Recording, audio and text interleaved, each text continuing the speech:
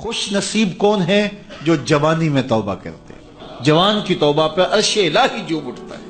تو خوش نصیب لوگ ہیں جن کو سچی توبہ کی توفیق نصیب ہوتی ہے، اور وہ لوگ جو اپنی زندگیاں یوں ہی بسر کر دیتے ہیں اور راہ مستقیم پہ نہیں آتے، آوارگی میں بسر کر دیتے ہیں، تو پھر منو مٹی تلے چلے گئے لوگ کہانی بھی بھول جاتے ہیں۔ تو قبل اس سے کہ وقت آئے مجھے اور آپ کو اپنی آخرت کے لیے ضرور کوشاں ہونا چاہیے اور سچی توبہ سے اپنی آخرت کی تیاری کرنی چاہیے۔ کل کا پچھتاوا آج کے پچھتاوے سے بہتر ہے۔ کل کا پچھتاوا تو سوائے حسرت دکھ بڑھانے کے اور کیا ہوگا، آج کا پچھتاوا زندگی بدل دے گا۔ وقت پر کافی ہے ایک قطرہ بھی آب خوش ہنگام کا، جل گیا جب کھیت برسا می تو پھر کس کام کا۔ ایک روایت میں آتا ہے کہ اہل جنت جنت میں جا کر ایک حسرت ان کے دل میں ہوں گی، حالانکہ جنت میں پہنچ کے کوئی حسرتیں نہیں ہوں گی، ہر حسرت پوری ہو جائے گی، لیکن ایک حسرت ان کے دل میں جنت میں پہنچ کر بھی ہوگی، اور وہ کیا، جو چند لمحے خدا کی یاد سے غافل گزارے کیوں گزارے۔ تو خوش نصیب ہیں وہ لوگ جو اپنے لمحات کی قدر کرتے ہیں۔ تو آج موقع ہے، آج فرصت ہے، سورج مغرب سے نہیں چڑھا، توبہ کا دروازہ بند نہیں ہوا، اللہ کی رحمت کے در کھلے ہیں، روزانہ آواز آتی ہے کوئی مجھ سے معافی مانگنے والا میں اس کو معاف کروں، تو اس کے حضور آج حاضر ہو جائیں۔ کل تو آنا ہی ہے، پھر جو کفن میں منہ چھپا چھپا کے آتے پھریں گے، اچھا نہیں ہے کھلے منہ سے چلے جائیں۔ پھر جو لوگ اٹھا کے لے جائیں گے، اچھا نہیں ہے خود اپنے قدموں سے چل کے اس کی دہلیز پہ چلے جائیں۔ وہ ایک مجذوب تھا، فقیر تھا، بازار میں کھڑا رو رہا تھا، کسی نے روک کے پوچھا کیا ماجرا ہوا، کیوں رو رہے ہو، کسی نے تنگ کیا ہے، دکھ دیا ہے، ستایا ہے؟ اس نے کہا کچھ بھی نہیں ہوا، بس ان لوگوں کے رویے نے دکھی کر دیا ہے۔ کہا کیا ہوا؟ کہا میرا یہ ذہن بنا تھا کہ میں ان کی اور رب کی صلح کروا دوں۔ تو کہا پھر کیا ہوا؟ کہا وہ تو مانتا یہ نہیں مانتا، وہ تو کہتا ہے ان کو لے آ میری دہلیز پہ، ایک آنسو سے سارے گناہ معاف کر دوں گا، لیکن ایسے کھوئے ہیں یہ الٹا مجھے بے وقوف کہہ رہے ہیں، یہ مجھے گھور رہے ہیں کہ تم کیا ہمیں بتا رہے ہو۔ اللہ اکبر۔ تو وہ تو مانتا ہے لیکن یہ نہیں مانتے۔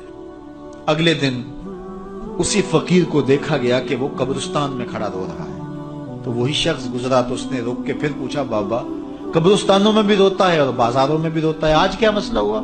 کہا مسئلہ میرا کل والا ہی ہے۔ کہا آج کیا ہوا؟ کہا کل ان سے مایوس ہوا تو پھر آج ادھر نکل آیا، اور آج میرا پروگرام بنا کہ چلو ان کی اور رب کی صلح کروا دو۔ تو کہا آج کیا رکاوٹ ہے؟ کہا آج یہ مانتے ہیں وہ نہیں مانتا۔ تو قبل اس سے کہ ادھر سے انکار ہو جائے کہ اب وقت بیت گیا، اب تم نے وہ وقت گنوا دیا، ہم نے بڑی مہلت دی تھی تمہیں، ڈوبتا سورج تمہیں روز کوئی پیغام دیتا تھا، اٹھتے ہوئے جنازے تمہیں روز کچھ کہتے تھے، بڑھاپا تمہیں آوازیں دیتا تھا، تم چلتے تو ٹھوکریں لگتی تھی، یہ ٹھوکریں تمہیں کچھ کہتی تھی، لیکن تم نے کسی بات پہ غور نہ کیا، اور لمبی زندگی کی امید پر تم نے مالک کی دہلیز کو چھوڑے رکھا، اب تمہارے لیے کوئی راستہ باقی نہیں بچا۔ تو قبل اس سے کہ وہ وقت آئے کوئی حجت باقی نہ رہے، زندگی کے جو 4 دن مجھے آپ کو میسر ہیں، ہم اللہ کے حضور سچی توبہ کریں۔ توبہ کی شرائط 3 ہیں۔ پہلی شرط یہ ہے کہ جو گناہ کیا ہے اس پر ندامت، دوسرا یہ ہے کہ اس کو ترک کرنے کا پختہ عزم مصمم، اور تیسری چیز یہ ہے کہ آئندہ اس کو کبھی بھی نہیں کروں گا۔ اگر یہ 3 شرطوں کے ساتھ کوئی اللہ کے حضور حاضر ہو جاتا ہے تو وہ سچی توبہ ہے۔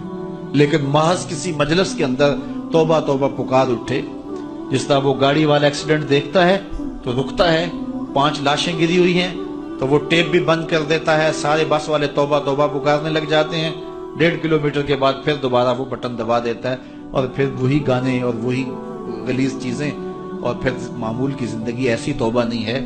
توبہ یہ ہے کہ ما قبل کہ جو اعمال ہیں ان سے ندامت پیدا ہو اور ان کو ترک کر دیا جائے اور آئندہ عزم مصمم رکھا جائے، تو اللہ تعالیٰ جل شانہ سچی توبہ کو قبول کرتا ہے، اور پھر توبہ کرنے والے کے ما قبل کے سارے گناہ مٹا کے نیکیوں میں تبدیل کر دیتا ہے۔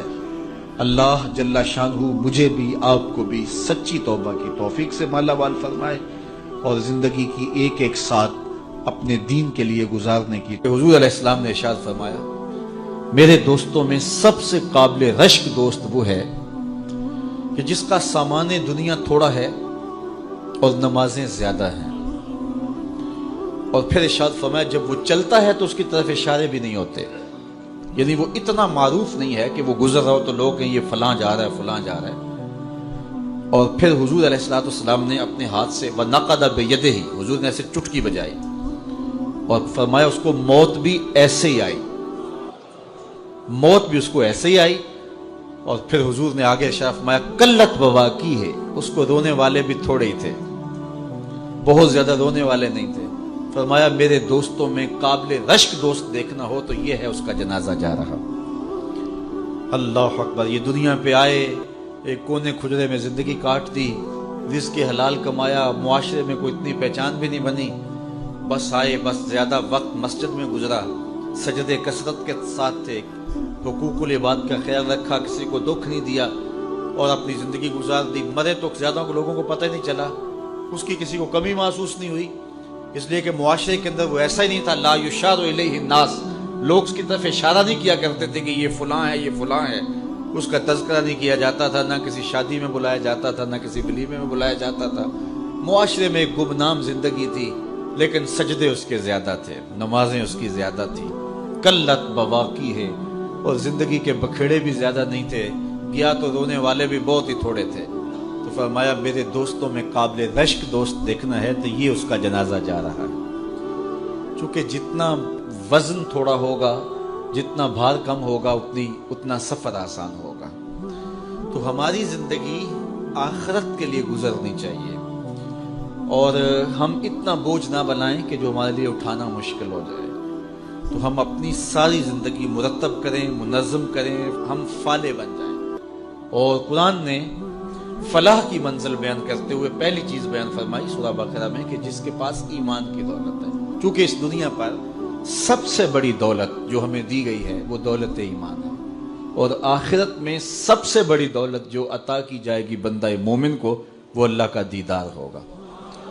جو دنیا میں ایمان سے محروم رہا اور آخرت میں دیدار الہی سے محروم رہا وہ حقیقی طور پہ محروم ہے۔ تو میں اور آپ اپنی قسمت پہ بعض اوقات شکوہ بھی کرتے ہیں، حالات کی دکھن اور کڑن بھی ہوتی ہے، اور بڑے مصائب اور آلام ہیں جو ہمیں توڑتے ہیں اور وہ ہمارے خود پیدا کرتا ہوتے ہیں، جبکہ ہم جس قدر جن نعمتوں کے میسر نہ ہونے پہ شکوے کرتے ہیں، تو جو نعمتیں میسر ہیں ان کا اگر شکر کرنے کی عادت ڈال لیں تو شکر سے فرصت ہی نہ ملے۔ تو جب شکر سے فرصت نہیں ملے گی تو پھر شکوے کی تلخی تنگ نہیں کرے گی۔ تو اللہ تعالیٰ نے یہ کتنی بڑی دولت دی ہے کہ ہم ایمان کی بہاروں سے مالا مال ہیں، اور یہ میرا اور آپ کا کوئی کمال نہیں ہے، یہ محض اللہ تعالیٰ کی کرم نوازی ہے کہ ہمیں ایسے ماحول میں پیدا کر دیا۔ ہماری ماں بھی حضور کا نام لیتی تھی، ہمارا باپ بھی حضور کا نام لیتا تھا۔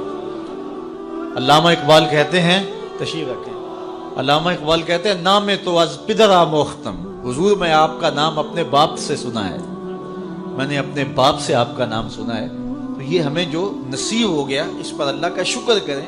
دیکھیے پی ایچ ڈی ڈاکٹر ہے، کتنی بڑی ڈگری ہے، اتنا بھاری بھرکم علم کا خزانہ، لیکن بت کے آگے ہاتھ جوڑے کھڑا ہے۔ اس کو سمجھ نہیں آ رہی کہ بدن پہ بیٹھی مکھی تو اڑا نہ سکے، میری ضروریات کا کفیل کیسے ہو سکتا ہے، لیکن کھڑا ہوا ہے، اور یہاں ان پڑھ ہے، چٹا ان پڑھ جسے کہا جاتا ہے، لیکن بت کو جو ہے وہ پاؤں بھی نہیں مارتا ہے، وہ اس قابل بھی نہیں ہے، اس لیے کہ اللہ نے اسے مسلمانوں کے گھر میں پیدا کر دیا۔ تو یہ ایمان کی جو دولت ہے یہ ہمارے کسب کا نتیجہ نہیں ہے، یہ ہمارے کسب کا نتیجہ نہیں ہے، یہ اللہ تعالیٰ کے کرم کا فیضان ہے کہ ہمیں ایمان عطا کر دیا گیا۔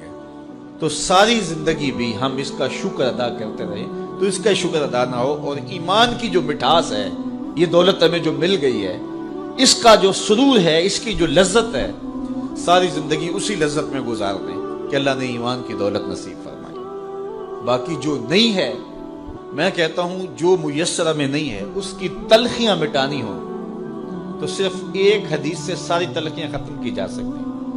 میں پہلے بھی آپ کو سنا چکا ہوں، صرف ایک حدیث، ہمارے پاس یہ نہیں ہے، یہ نہیں ہے، یہ نہیں ہے، یہ نہیں، کتنی تلخیاں، ہمسایوں کے پاس یہ ہے، شریکوں کے پاس یہ ہے، فلاں کے پاس یہ ہے، کتنی تلخیاں۔ ان ساری تلخیوں کو مٹانا ہو تو علاج صرف ایک رسول کریم کی حدیث ہے۔ حضور نے ارشاد فرمایا جو اللہ کے دیے گئے تھوڑے رزق پہ راضی ہو گیا، اللہ قیامت کے دن اس کے تھوڑے عملوں پہ راضی ہو جائے گا۔ چل بندے موج کر، تو میرے تھوڑے پہ راضی ہو گیا تھا، میں تیرے تھوڑے عملوں پہ راضی ہو گیا۔ اب جتنی بھی محرومیاں ہوں، ساری تلخیوں کو مٹانا ہو تو یہ صرف ایک حدیث ہی کافی ہے، اور زندگی کی جتنی بھی خوشیاں ہوں وہ حاصل کرنی ہو تو یہ تصور ہی کافی ہے کہ میں مسلمان ہوں، میں ایمان والا ہوں۔ بڑے بڑے سائنسدانوں کو اسلام نہ مل سکا، بڑے بڑے جنہوں نے دنیا کو بڑا کچھ دیا اور زمانے پہ ان کا نام ہے، علم و دانش، ان پہ فخر کرتے ہیں، لیکن یہ دولت اسے نہیں دی گئی، اور یہ جو ہے وہ چارہ کاٹنے والے ایک دیہاتی کو مل گئی یہ دولت، تو وہ شکر نہ ادا کرے کہ مالک جو نیوٹن کو نہیں ملا وہ مجھے مل گیا۔ اتنے بڑے سائنسدانوں کو جو نہیں مل سکا، دنیا کے دانشوروں کو نہیں مل سکا، جو پوری دنیا کو چلاتے ہیں، پوری دنیا کی منصوبہ بندی کرتے ہیں، یہ دولت انہیں نہیں نصیب ہوئی اور مجھے ماں کی گود سے نصیب ہوگی۔ تو یہ تصور ہی نحال کر دیتا ہے کہ مجھے ایمان کی دولت نصیب ہوئی۔ تو یہ سب سے بڑی دولت ہے، اور یہ فلاح کی پہلی سیڑھی ہے اور پہلی بنیاد ہے جو اللہ تعالیٰ نے